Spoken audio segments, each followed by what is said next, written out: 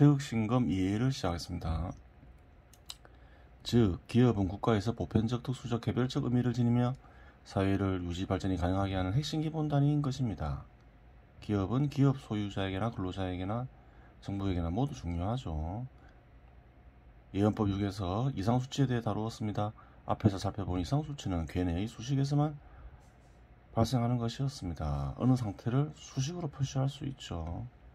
선천팔계나 선천팔삼각형에서 감춰진 것이 있는데 괴나 삼각형으로 드러나는 상태의 기간입니다. 괴는 어떤 상태를 가리키죠. 그런데 상태는 기간이 있죠. 상태의 기간 역시 실체가 있으니 구체적인 질과 구체적인 양이 있습니다. 이를 역시 반드시 표준화해야 합니다. 기간도 역시 표준화해야 된다는 거예요. 또한 선천팔계간의 주기 역시 실체가 있는 관계로 구체적인 질과 구체적인 양이 발견되니 표준화됩니다. 기간들을 비교하면서 살펴보면 속도라는 실체 역시 발견됩니다. 특정한 개의식 기간이 점점 길어진다거나 짧아진다거나 하는 속도가 자연히 발견됩니다. 특히 주기 속도가 점점 빨라진다거나 늦어진다거나 하는 속도가 발견됩니다. 이것이 중요한 개념이니 반드시 표준화해야 합니다. 표준화해야지 인식과 판단이 객관적으로 진행이 될 수 있는 거죠. 표준화하는 연습을 많이 해야 되겠죠. 그렇지 않으면 제대로 된 인식과 판단을 내릴 수 없겠죠. 선천팔삼각형 내에서 화랑과 불황이라는 양극단의 상태가 있는데 기간이 길어지거나 짧아지거나 하는 문제는 이 두 상태와 깊은 연관이 있습니다. 나머지 삼각형들은 화랑에서 불황, 불황에서 화랑으로 이해하는 과정상에서 나타나는 상태이기에 중요도가 상대적으로 떨어집니다. 양극단이 있는데 중간 상태는 상대적으로 덜 중요하다 이 말이죠. 선천팔계의 근본적 질적 전환은 불황 상태가 표준화에서 벗어나 기간이 지나치게 길어질 때 발생할 가능성입니다. 불황 상태가 지나치게 길어지면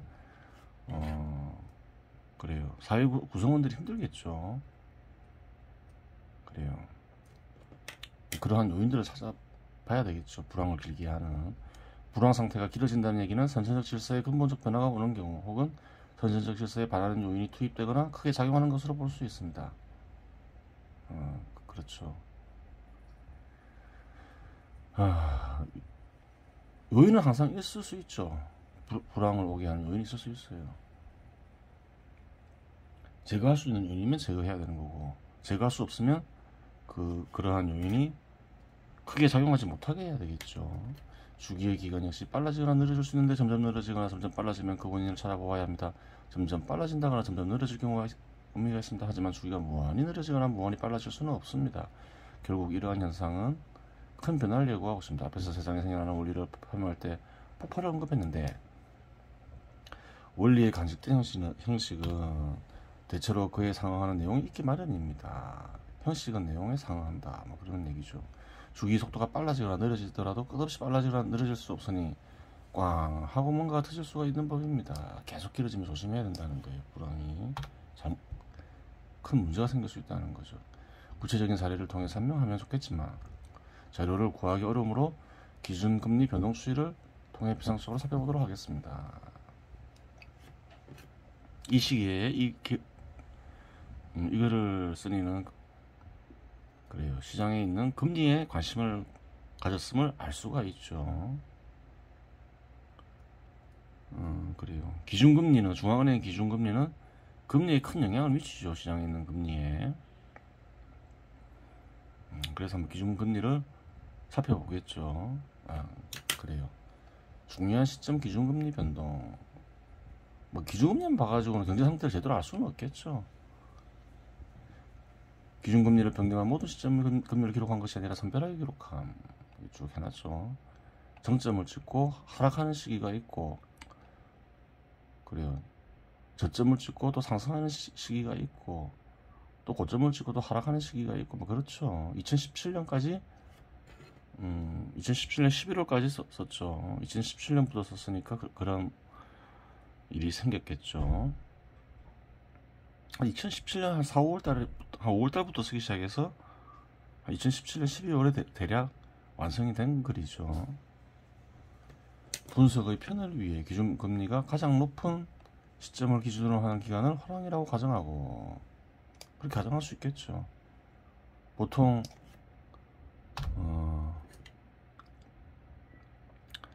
그래요. 화랑 때까지 경기가 꺾이기 전까지 기준금리를 올리잖아요. 그 시점을 기준으로 삼을 수가 있어요. 전후로. 기준금리가 가장 낮은 시점을 기준으로 하는 기간을 불황이라고 가정하겠습니다. 그렇게 가정할 수 있겠죠. 경기에 따라서 기준금리를 정할 경우 2000년 이후에 그래요. 2000년 이후에 경기를 바탕으로 하여서 기준금리를 정하는 일반적으로 정했죠. 최근에는 좀 다르지만 최근에는 이제 물가가 기준금리를 정하는 그래요. 판단 기준이 됐는데 2000년 이후에 최근 한 20년간은 주로 이제 경기를 중심에 두고 기준금리를 결정했죠. 그런데 기준금리가 최고 수치를 기록하거나 최저 수치를 기록하고 있는 경우는 기간이기 때문에 시점을 명확히 규정할 수 없다는 측면이 있습니다. 여기서는 구체적 상황을 분석하는 것이 목적이 아니라 흐름을 살펴봄으로써 예언법을 만드는 방식을 탐구하는 것이 목적이므로 자의적으로 시점을 규정하도록 하겠습니다. 경기의 상승 출발 시점과 경기의 하락 시점은 최고 수치나 최저 수치를 기록한 뒤 기준금리를 변경하는 시점 사이에 발생하는데 중간값을 기준점으로 삼도록 하겠습니다. 정부라기보다는 사람이 하는 일이 정확할 수는 없겠죠. 기준금리도 사람이 정하잖아요. 시장에서 자동적으로 결정되는 건 아니죠. 빠르거나 느릴 수가 있어요. 정확할 수도 있는데 불황이 지나갔음에도 불구하고 경기가 안 좋다고 판단할 수가 있고 화랑이 끝났음에도 불구하고 경기가 좋다고 생각할 수도 있겠죠. 보통 사람들은 과거 자료를 보고 판단하니까. 다음에 제시한 수치는 엄격하게 계산한 것이 아니라 대략적인 수치를 기재한 것입니다. 이 표를 보면서 그렇죠. 화랑 시점 열어보면 어떻게 해야 되나요? 2020년 10월에 기준금리가 가장 높았죠. 2001년 2월부터 조금 하락하기 시작하죠. 이 중간 시점을 하락 시점으로 보는 거죠. 기간은 또 다르겠죠. 그래요. 불황 시점도 그런 식으로 정했죠. 그래요. 보면 되겠죠. 여기서 제시하는 시점에 대한 가정은 대한민국의 경제구조상 경험적으로 확인할 때 오차는 있을 수 있어도 무리 없는 가정으로 볼 수 있습니다. 주석에 달려있죠. 2000년 이후 한국의 중앙은행의 금리정책 결정에 가장 크게 영향을 미친 요인은 경기 상황이었다. 하지만 2021년 8월 이후에는 경기 상황보다 물가에 입각해 금리정책이 결정된다는 점에서 예전과는 다른 방식으로 결정되고 있다. 그렇죠. 경기가 안 좋아진다고 생각하면 경기 상태가 안 좋으면 기준금리를 올리지 않았죠. 과거에는. 과거라 해도 뭐 한 2000년 이후부터는 2000년부터 2020년 사이에는. 근데 그래요. 경기가 안 좋을 걸로 예상되거나 그렇게 경기가 좋아지는 상태가 아님에도 불구하고 공격적으로 금리를 올리죠. 물가를 얘기하면서 좀 예전과는 좀 달라진 상황이죠. 2000년 5월 기준금리가 5.25%로 주기상 가장 높은 수치를 보이는데 2004년 11월까지 기준금리가 하락하는 것을 확인할 수 있습니다. 물론 2002년 5월 기준금리가 한번 상승했다가 1년 뒤 다시 하락했는데 2002년 5월 기준금리 상승은 한국은행에서 판단을 잘못하였거나 다른 변수가 발생했음을 가리킵니다.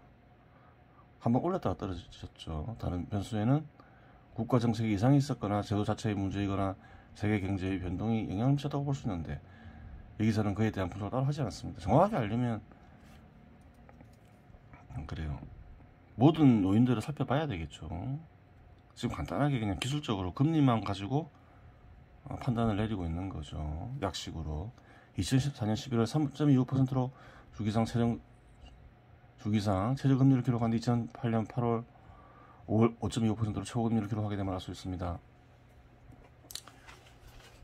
하지만 최저 금리로 변경한 날짜를 정점에 이른 불황으로 볼 수도 없고 최고금리로 변경한 날짜를 정점이라고 하는 걸 볼 수도 없습니다. 그러한 판단은 금리 정책을 결정하는 이가 하는데 판단을 맞을 수도 있고 맞을 수도 틀릴 수도 있기 때문입니다. 그렇죠. 사람이 하기 때문에 시점이 정확하지 않을 것이다 이렇게 얘기하는 거죠. 또한 기준금리가 정해진 경우 변경 시점까지 기한이 발생합니다. 따라서 기한이 절반되는 시점을 임으로 기준으로 삼은 것입니다. 이 경우 경기 하락 시점은 2001년 1월 정도가 되고 마감 시점은 2005년 5월 정도가 됩니다. 대략 4년 4개월 정도 경기가 하락하고 3년 3개월간 경기가 상승했음을 알 수 있습니다.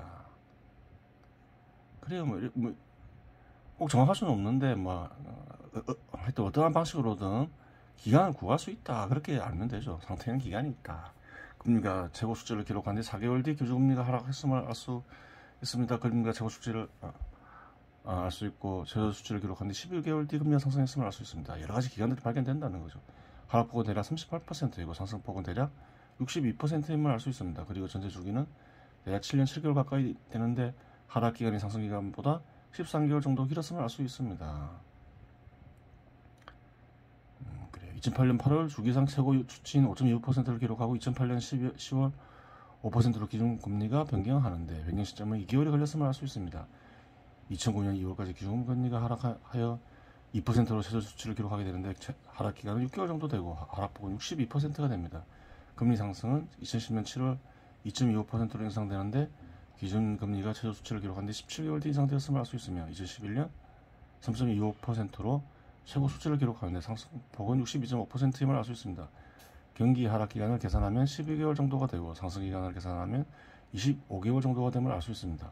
상승 기간이 하락 기간보다 13개월 정도 길며 전체 기간이 38개월이 되는데 그 이전의 주기와 비교하면 이전의 전체 주기가 7년 7개월인 것을 고려할 때 큰 폭으로 줄었으며 그 이전 주기에서는 하락 기간이 길었는데 이번 경우는 상승 기간이 하락 기간보다 길다는 사실을 알 수 있습니다.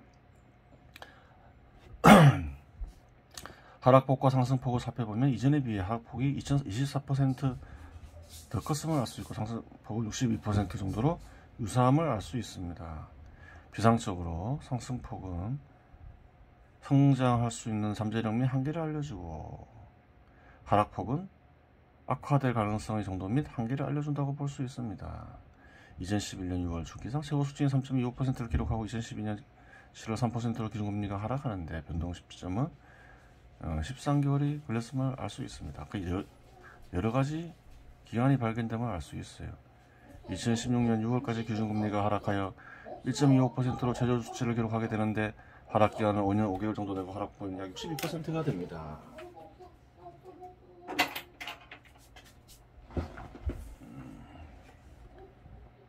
그래요. 금리 상승은 2017년 11월 1.5%로 인상되는데 기준금리가 최저 수치를 기록한 뒤 17개월 뒤 인상되었음을 알 수 있습니다. 경기 하락 기간을 계산하면 5년 1개월 정도가 되고 상승 기간은 현재 진행형이니 알 수 없습니다.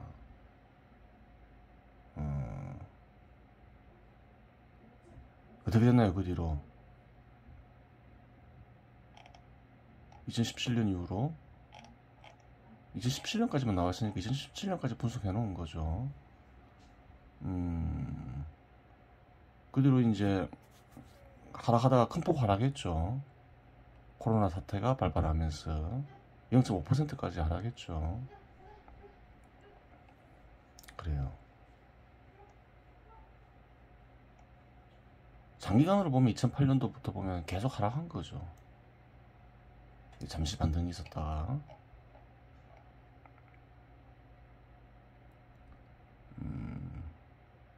그래요.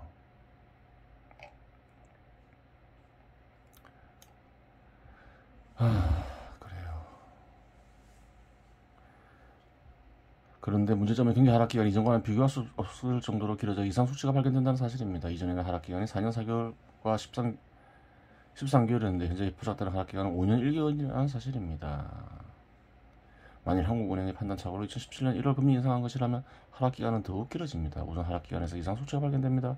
이상 수치는 기준금리 변경 시점에서도 발견됩니다. 이전에는 세고 수치를 기록한 뒤 4개월 뒤와 2개월 뒤 기준금리 인하 변경이 있었는데 이번 경우는 금리 인하 조치가 최고 수치를 기록한 뒤 13개월 뒤에 이루어져 이전과는 비교할 수 없을 정도로 긴 기간이 걸렸음을 알 수 있습니다. 즉 13개월이라는 수치는 이상 수치입니다.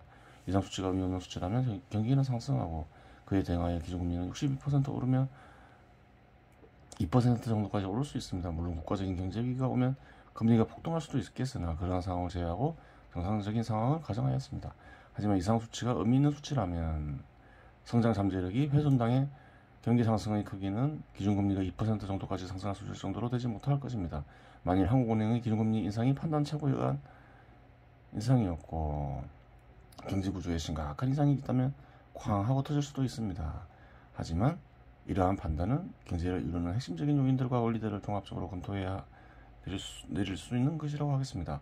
확인 가능한 점은 경기에 대한 판단 기준은 중앙은행이라면 전체 국민들의 삶의 질을 고려하여 기준을 만들어야 하는데 그렇지는 않다는 사실입니다.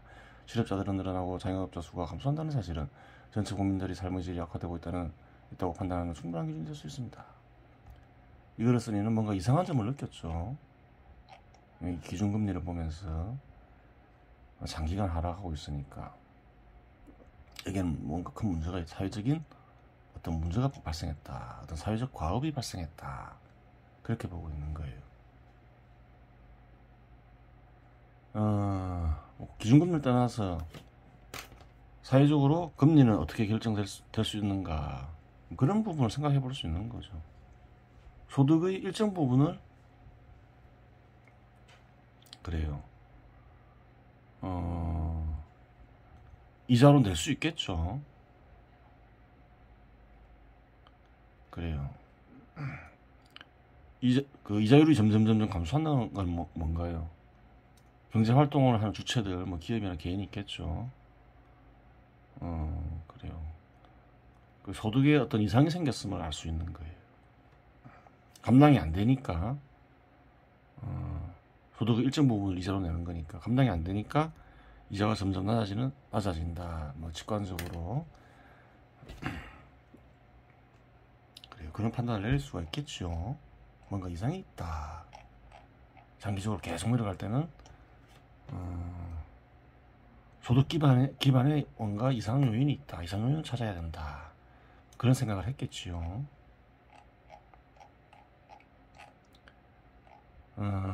쭉 이제 실업자 수와 자영업자 수를 보면 IMF 직후보다 지금이 더 많죠. 2005년 12월보다 자영업자 수가 2018년 2월까지 보면 더 감소했으면 알 수 있죠. 많이 감소했죠. 한 50만 감소했죠. 그래요. 금리를 보면서 한번 살펴보니까 취약해져 있더라. 그걸 확인한 거죠. 현실에서. 실업자 수는 1999년보다 많아졌고 자영업자 수는 1999년보다 더 적다는 사실을 이 통계를 통해 확인이 가능합니다. 그러면 이제 여기서 본격적으로 논의할 부분에 대해서 언급하겠습니다. 어떤 현상 속에서든 이상을 발견할 수가 있어요. 꼭 금리가 아니더라도. 그럼 그 다음에는 뭐가 중요할까요? 확인이 중요하죠. 이런 식으로 확인을 해봐야 돼요. 확인은 여러 가지 방법으로 가능하겠죠. 실업자 수, 자영업자 수로 할 수도 있고, 기업들의 이익 변화를 통해서 알 수도 있고, 기업이나 산업의 그래요. 이윤율 변동에서도 판단할 수 있고, 그래요. 그런 식으로 확인을 해봐야 되는 거예요. 태열 금화종지에 대해서 살펴보겠습니다. 지우공조기금,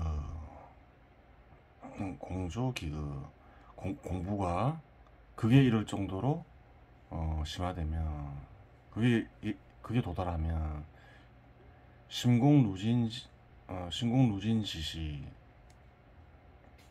마음이 비고 새어나감이 다한 연후 황년 통철현묘지. 그렇죠. 무슨 말인가요? 마음이 비고 새어나감이 다한다. 다한 연후에 비고 새어나감이 다한다. 이런 거는 상징적인 표현이죠. 연후에 황이 나오죠. 황은 말뜻대로 글자에 간직된 뜻대로만 풀이하기는 어렵죠. 도덕경에 나오는 말이죠. 황홀은 이런 신이 마음에 드러난 상태를 가리키죠. 그래요. 황홀한 상태에서 통달하게 되고 묘함에 이르게 된다. 그렇죠. 이 묘하다나요. 이런 신이 드러나고, 이런 신이 마음이 드러나고, 그래요. 이런 신이 일으키는 작용이 일어나기 때문에 묘하다는 거죠. 그게 구체적인 내용이죠. 비필지 소득이시, 뭐 글로 써서 가르쳐 줄 수도 없고, 병비구지 소득 이전, 뭐 말로서 뭐 전수하기도 어렵다. 그렇죠. 그와 같은 상태, 이런 신의 마음의 상태는, 이런 신의 마음이 드러난 상태는 말로 표현하기 어렵다. 진어진저, 참으로 비어있고 참으로 조용하다. 무엇이 참으로 비어있고 참으로 조용하다는 건가요? 이런 신의 마음이겠죠. 예전에 설명했죠. 비어있다. 비어있다는, 이런 신의 마음을 비어있다는 것은 아무것도 없다는 것이 아니라 모든 것을 있게 하기에 비어있다. 그런 뜻인 거죠. 진저 조용하다. 표상이 없죠. 보려 해도 볼 수 있는 게 없고, 들으려 해도 들을 수 있는 게 없고, 만지려 해도 만질 수 있는 게 없죠. 조용하다 이렇게 얘기할 수 있는 거예요. 진정진무, 참을 깨끗하다. 인간의 욕망이 발견되지 않는다. 그런 뜻이 있는 거죠. 진무, 인간의 욕망이 발견되지 않고 억지스러움이 없다. 그것을 깨끗하다 이렇게 얘기하는 거죠. 진무, 없다. 어떠한 표상도 없다. 어떠한 표상도 없기에 모든 표상을 있게 한다. 그러한 것이 이런 신의 마음이다. 이런 신의 마음 속성을 얘기하고 있는 거죠. 그러한 상태에 이르게 되면 일과 현주 하나의 현묘한 구슬이 심심상인 마음에서 마음으로 도장 찢듯이 전달된다. 이런 신의 마음에서 인간의 마음에 전해진다. 그 얘기죠. 극비하다. 이는 지극한 비밀이다. 일과 현주가 나타난다는 건데 뭘까 이렇게 생각할 수 있는 거죠. 진리의 씨앗을 얘기하는 건가, 아니면 절대자를 얘기하는 건가, 둘 다일 수도 있겠죠. 근데 뒤에 내용을 보면 그래요. 황금꽃을 형성하는 씨앗을 가리키죠. 즉 드러나는 이런 신의 마음을 드러나는 이런 신의 마음의 씨앗을 일과 현주라고도 하는 거죠. 지득 오득 입지우, 그래요. 깨달음을 얻고 입문한 뒤에야 이내 극현이, 그래요. 크게 드러난다. 그 씨앗이 커지면서 크게 드러나겠죠. 이런 신의 마음이 참우야, 선심, 통계, 고의, 이러한 현상은 왜 일어나는가? 바로 선심, 하늘의 중심 혹은 하늘의 마음이 크게 훤히 열렸기 때문이다. 통계, 고의, 그 말이죠.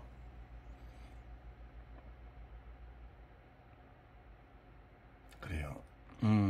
일과 현주라. 이런 신의 마음이라. 이런 신의 마음이 모든 인간들에게 동일하게 나타나느냐? 그렇진 않아요.